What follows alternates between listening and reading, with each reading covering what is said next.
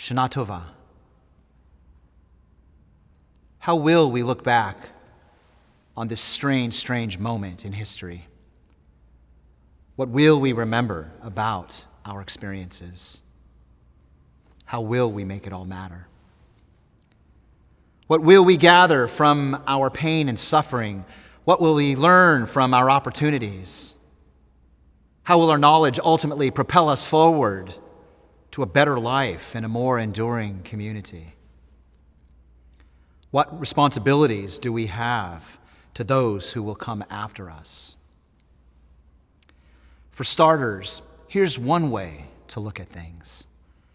With apologies, of course, to Charles Dickens for this twist of phrase. It was the worst of times, it was the best of times. It was the age of foolishness, it was the age of wisdom.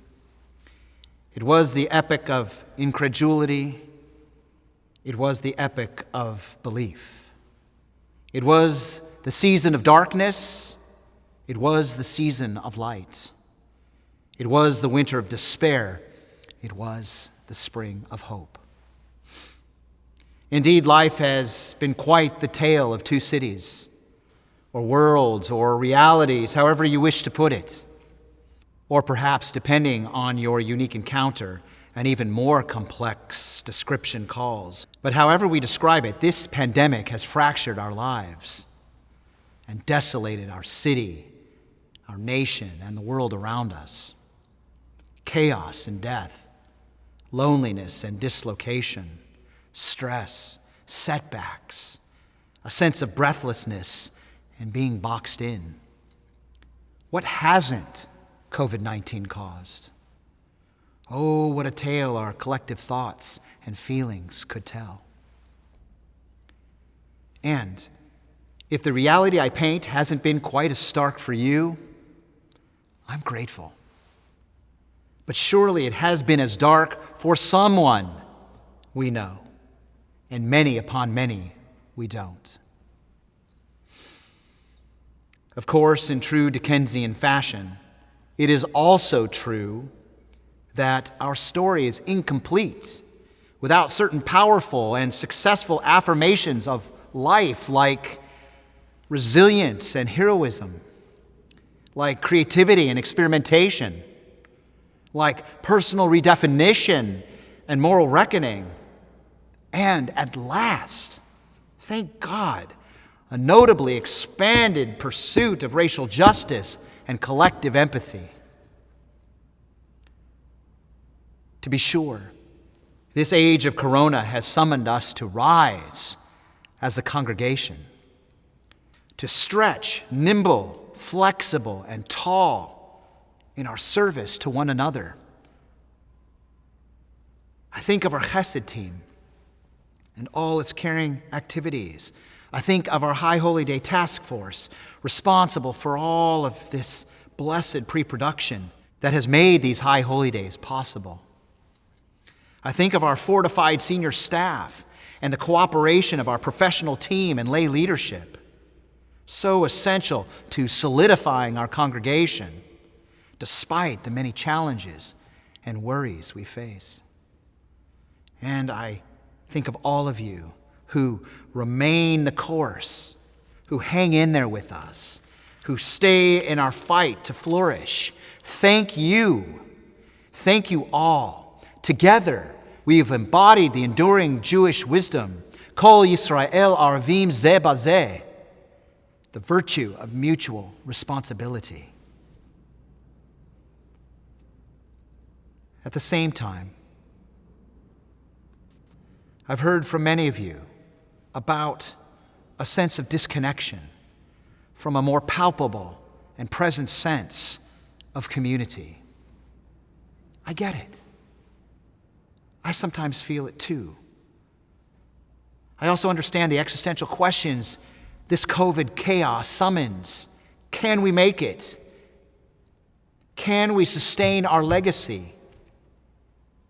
Well, I have news for you, my friends. There is much to which we must attend as we build back better, as we renew our legacy for generations to come. For us today, it's about all hands on deck. And so I say to you in the spirit of one former assistant naval secretary and Nobel crisis manager, President Franklin Delano Roosevelt himself, we can do this. Who's with me? Who will be a light in the darkness? Who will be a source of sustainability and renewal? And how can we best strengthen authentic, cohesive, and dedicated community during this pandemic and beyond? This moment of crisis, inquiry, and reflection calls for a very important tool in our life toolbox, something we call in Hebrew a tzavua. A tzavua is an ethical will, a way of capturing one's values and virtues and passing them lador vador, from generation to generation. Tzavua sounds like another relevant word for this time of year. Teshuvah. Return to God. Return to our best selves. Return to our most virtuous path. Like teshuvah, a tzavua is a return to the past as a way of charting our course for the future or changing it altogether. The book of Deuteronomy, for example, is a tzavua in which our prophet Moses recounts the 40-year journey he's taken with Bnei Israel from the wilderness to the Jordan, a recollection of their past, a telling of their own story, helping them to draw meaning from their triumphs and their tragedies as a way of setting a direction toward their future and how they can make a glorious and fruitful life in the promised land. Telling such stories becomes the cornerstone of community and collective memory. And a good, honest tzavua, a revealing ethical will, becomes an important method for communal maturity. So, just as we seek our own moral and spiritual maturity during these high holy days and beyond, so do we as a congregation, as a collective force for good, do the same. As we consider this path then, let us return to our past. Let us go back to our future.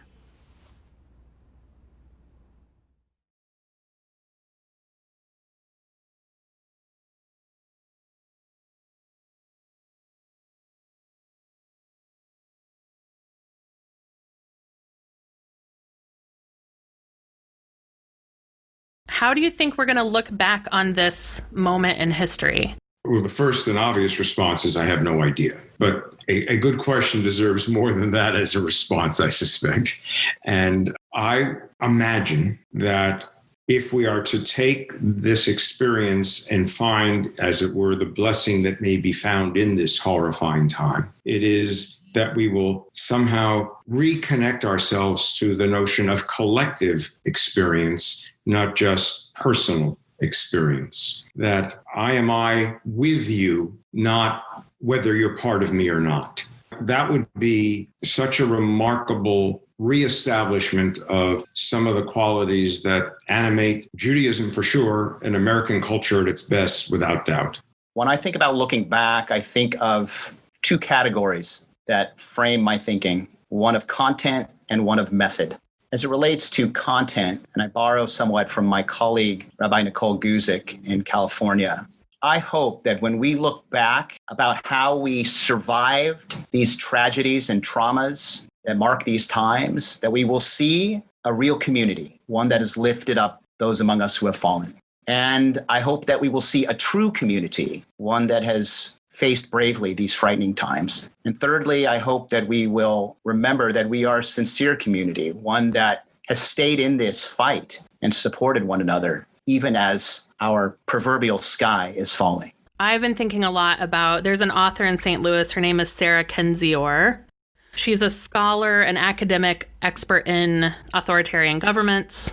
And one of the things that she has suggested is similar, is writing down everything that you value, from how you live your daily life to what you hold dear in the world, as a way to remember as things change and possibly erode. And I remember at the beginning of COVID, a tweet going by that I cannot source of someone saying, if you've never kept a journal before, keep a journal of your daily life under COVID, because future scholars will want to know what life was like.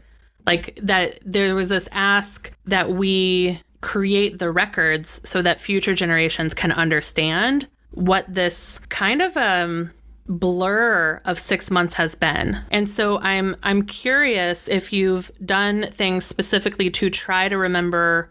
Do either of you keep a daily journal, a diary? Do you have a way of keeping a written calendar that you can look back on and remember how this time was spent? I have the privilege and responsibility every week through preaching and teaching to collect my thoughts about many things. And so one thing that's clear in my writings, I wouldn't say that I journal specifically, but I write a lot. And I have a huge reservoir of writings online, which in a way serve as a diary. I don't write that diary intentionally, but I think de facto, it allows me to keep track of the curses and blessings of this moment. For whatever reason, and I'm not necessarily sure I know why, the question recalled for me a comment attributed to a colleague of Rabbi Schaalman's generation, who was also, like him, a past president of the Central Conference of American Rabbis, Rabbi Jerome Molino. And Rabbi Molino was very fond of a suggestion: can people drink deeply when an empty cup is passed around? And one of the things I've been very much aware of is that the peculiar opportunity of being restrained in my normal day-to-day is I've been reading books that I claimed I was going to read but never was going to get around to unless. That's A. B, I've been doing some teaching and been so fascinated by the whole Zoom experience, which seems to have increased people's participation. Maybe it's the hunger for connection. C, I don't like talking on the telephone, and I find myself frequently not letting people go even after we've gotten the business done because of the hunger for that additional connection in our lives. As to the specific of the question, I've had a habit for many, many years, not written, but an oral investigation, and then I'll talk about the written piece.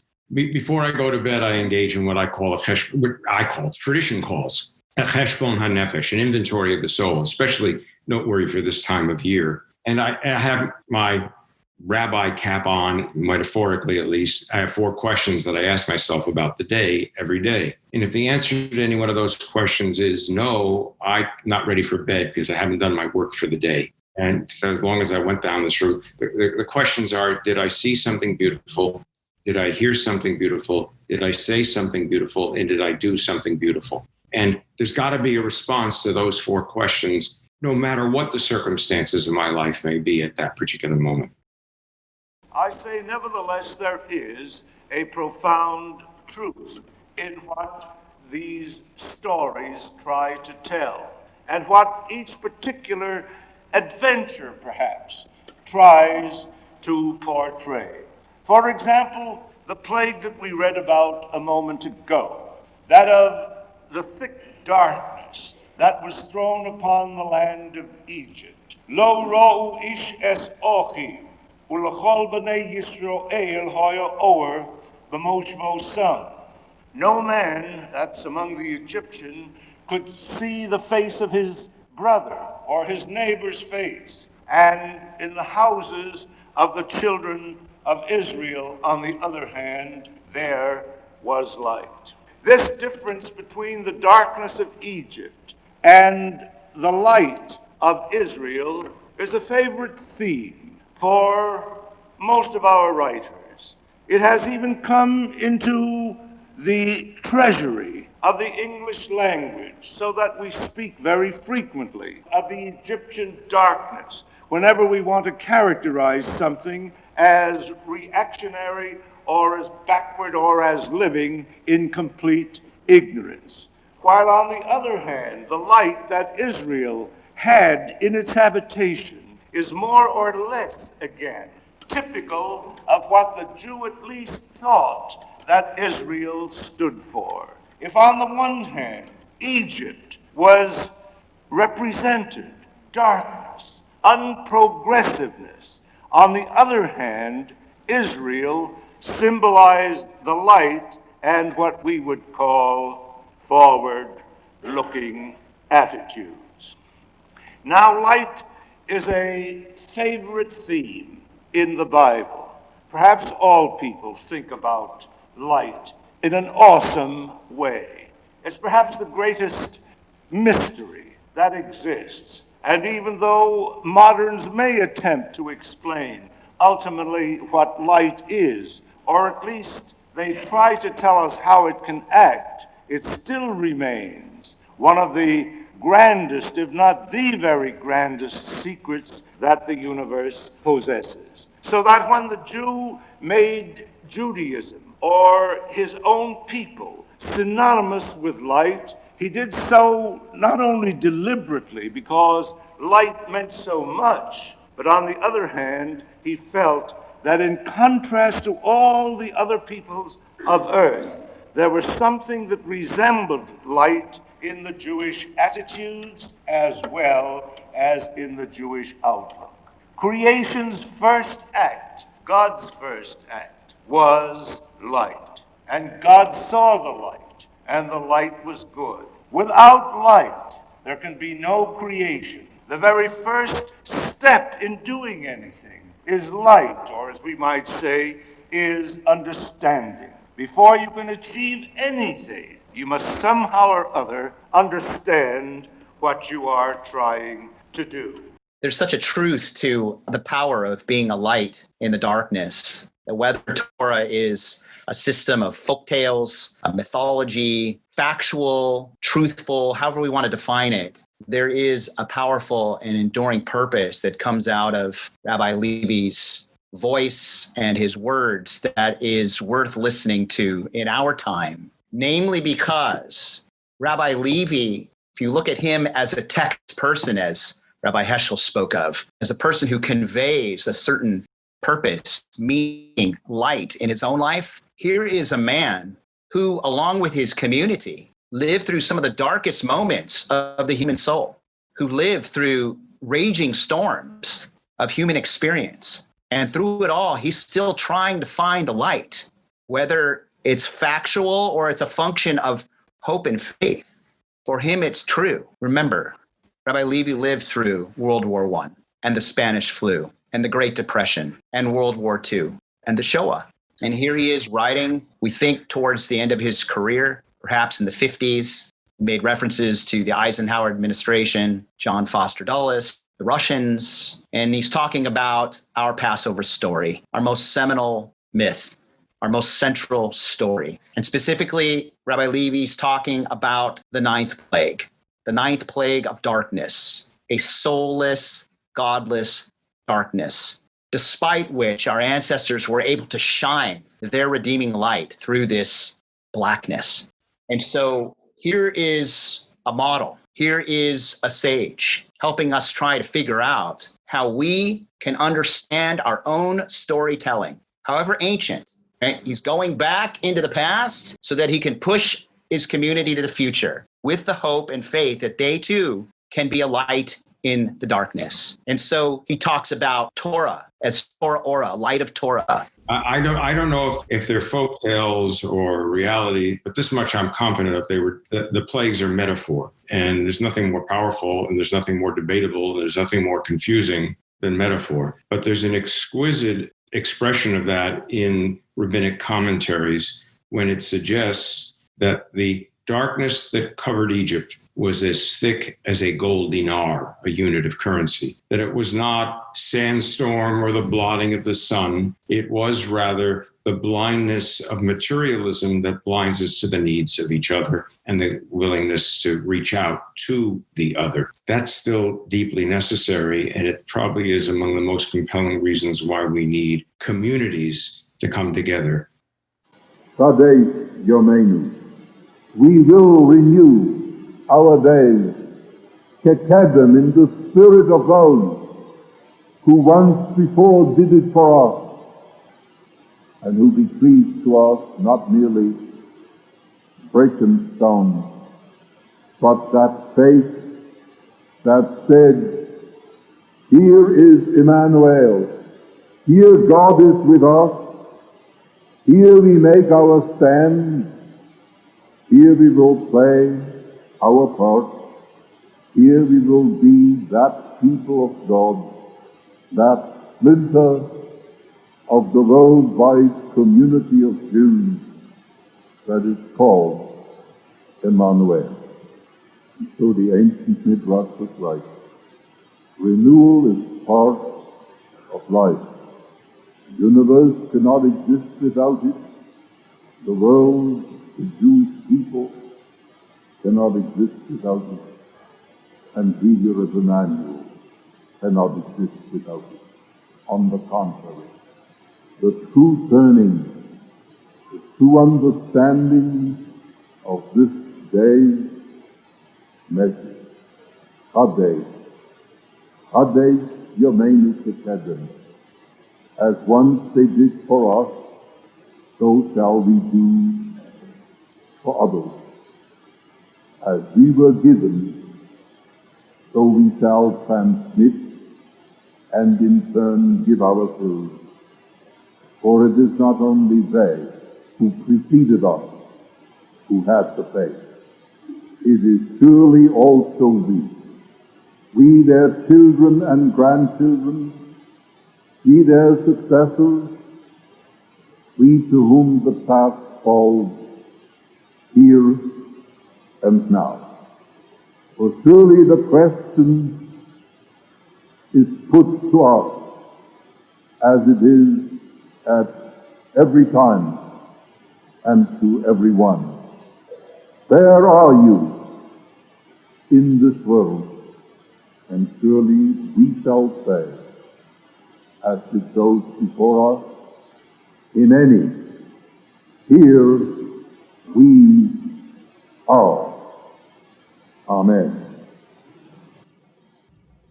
Rabbi Zedek, I'll turn to you. You were one of Rabbi Schaalman's successors after his second retirement. So I'm sure you knew him before you came to Emmanuel. He's among the principal reasons that I was interested in coming to Emmanuel.